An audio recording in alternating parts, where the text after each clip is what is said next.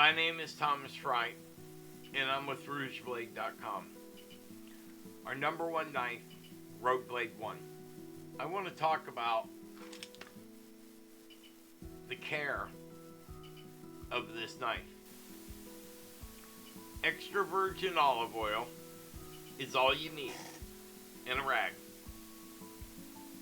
Pour a little bit on the rag. Be generous with it. Take your knife.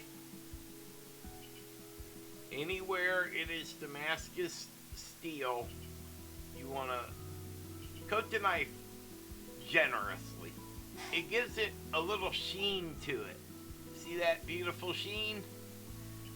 Keep the knife for a long time that way. RougeBlade.com. We care about what we sell.